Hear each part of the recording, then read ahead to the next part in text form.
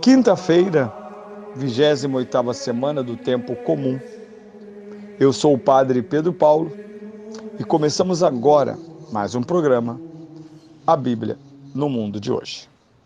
Depois dos folguedos, festas e comemorações tão intensas, o Brasil inteiro rezando pelo seu futuro, pelo seu presente, pelos destinos deste país católico, nós, católico e cristão, porque a nossa relação católica com os protestantes tem este elo que é o batismo, que é o que sobrou-lhes da grande tradição católica. E é o que nos une.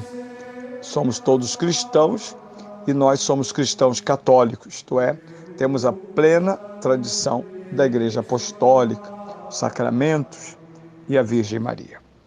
Pois bem, hoje quero concluir o circuito. Normalmente nas quintas-feiras eu faço um sobrevoo em textos ou em leituras patrísticas. Hoje quero concluir a nossa semana com a já extensa leitura da carta de São Paulo a São Timóteo. Estamos na segunda carta, são duas, né? Capítulo 2, versículos 8 a 3. Caríssimo, lembra-te de que Jesus Cristo, descendente de Davi, ressuscitou dos mortos, segundo o meu evangelho, pelo qual eu sofro, até ao ponto de estar preso a estas cadeias como um malfeitor. Mas a palavra de Deus não está encadeada. Por isso, tudo suporto, por causa dos eleitos, para que obtenham a salvação que está em Cristo Jesus, com a glória eterna. É digna de fé esta palavra. Se morremos com Cristo, também com Ele viveremos. Se sofremos com Cristo, também com Ele reinaremos. Se o negarmos, também Ele nos negará. Se lhe formos infiéis, Ele permanece fiel, porque não pode negar-se a si mesmo. Bem, aqui está um belo trecho de uma das 4 cartas ditas pastorais. Só recordando aos meus ouvintes que nós temos no Novo Testamento 21 cartas, divididas em 13 cartas de São Paulo, uma carta aos Hebreus e 7 cartas católicas. 13 mais 7, 20, mais os Hebreus 21. Dentre as 13 cartas de São Paulo, se você quiser abrir a sua Bíblia e controlar, você tem 9 cartas dirigidas às comunidades, às cidades onde São Paulo inaugura o seu evangelho, como ele mesmo diz, o meu evangelho, que é o de Cristo. E nós temos uma carta aos Romanos, 2 cartas aos Coríntios, carta aos Efésios, aos Gálatas, aos Filipenses e aos Colossenses, e terminamos com 2 cartas aos Tessalonicenses. Contando tudo isso, temos 9 cartas dirigidas a comunidades. Faltam, então, 4 cartas para completar 13. E são exatamente 2 cartas dirigidas ao bispo São Timóteo, uma carta dirigida ao bispo São Tito e uma carta dirigida a um cristão por causa de um escravo, Onésimo, livre, batizado, que se tornou cristão. Essa carta é enviada ao seu dono, seu patrão, Filemon, que ouvimos num desses domingos passados. Bem, o que temos aqui? Uma conversa entre pai e filho, caríssimo. Já ouvimos em textos anteriores como São Paulo se relaciona com São Timóteo, nascestes da imposição de minhas mãos. São Paulo ordenou. São Paulo o ordenou, e isso permitiu que ele assumisse, como São Tito também, assumisse as responsabilidades eclesiais previstas pelas igrejas. Assim, São Paulo prosseguiu o seu caminho, que acabaria em Roma, e esses homens continuariam e nós dele sabemos que nasce a tradição paulina, as cartas dentre as 9 citadas, que são escritas em duplo punho, com a mente de Paulo e com as mãos dos seus discípulos imediatos, os bispos paulinos. Hoje, ele está chamando a atenção, e São Paulo é muito preciso em cada palavra. Vejam como ele se dirige ao bispo São Timóteo. Recorda-te de Jesus Cristo. Ora, recordar-se que Jesus Cristo, descendente de Davi. Há quem imaginasse que São Paulo repudiara o judaísmo e o próprio Marcião, que é um herege do terceiro século, vai atribuir a Paulo a sua incurada decisão de eliminar o Antigo Testamento.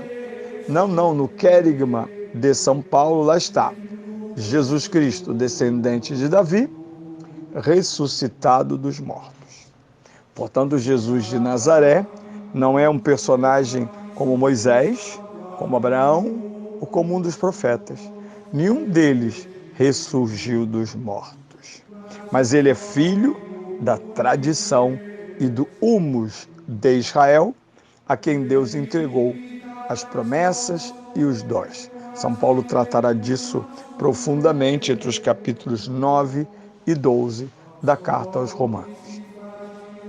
Depois, em forma de incentivar as muitas dificuldades que sofrera e que sofria um bispo muito jovem, na primeira carta ele dirá: não te importes com a tua idade. Percebe-se que ele é um bispo jovem, então causou muitos comentários, como é possível que São Paulo tivesse ordenado um garoto, bispo, enfim, essas coisas que acontecem. E ele então se dá como exemplo naquilo que é mais bonito. São Paulo não fala das medalhas, nem das vitórias e nem do orgulho do cargo, da liturgia do cargo. Mas ele já está a caminho de Roma e ele vai chamar-se, não desta vez, mas em outras, embaixador em cadeias como um malfeitor. Ele está sendo levado para Roma, pois de Jerusalém suplicou ser julgado pelo imperador, o que tinha direito, pois era cidadão romano. Senão ele teria sido morto brutalmente em Jerusalém, como fizeram com Santo Estevão antes, os judeus furiosos. Mas ele insiste que não é autopenalização, pois a palavra de Deus não está encadeada. Não posso não viajar para a mente dos católicos na Nicarágua, na Venezuela, na Coreia do Norte, na Rússia, na China e mesmo na Europa, Estados Unidos e Canadá, onde a perseguição ao cristianismo não é em cadeias, mas é através da ideologia. O materialismo, o sensorialismo, a pornografia, o desinteresse por Deus, por uma equivocada visão de ciência. Ou seja, em todos os polos nós encontramos o cristianismo, às vezes, em cadeia. Mas São Paulo insiste, não se assuste, a palavra de Deus não está encadeada. E, de fato, 2000 anos depois, repito esse texto de São Paulo e o saboreio agora, na metade do século, quase metade do século 21.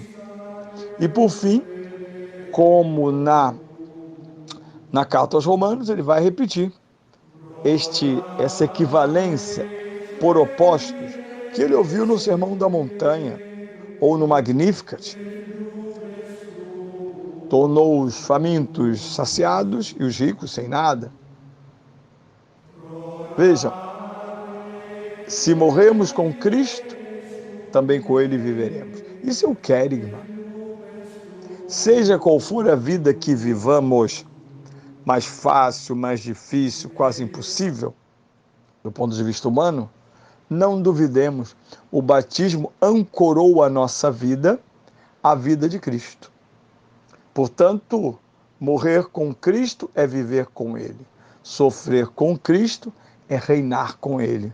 Por isso os mártires ganham nas mãos, e inclusive na cabeça, o sinal romano ou greco-romano, dos loiros na mão ou na cabeça, coroados, porque o Marte era a primeira faixa de santos que testemunha esse binômio, na qual Paulo se insere, São Pedro se insere, todos os apóstolos se inserem, morreram com Cristo e com ele reinam, como lemos no livro do Apocalipse. Mas por fim ele adverte, para os infiéis, Deus não será infiel, mas para os que os negam, para os que o negam, ele será também motivo de condenação. É meio perturbador em tempos em que nós aceitamos o ateísmo como uma hipótese de vida.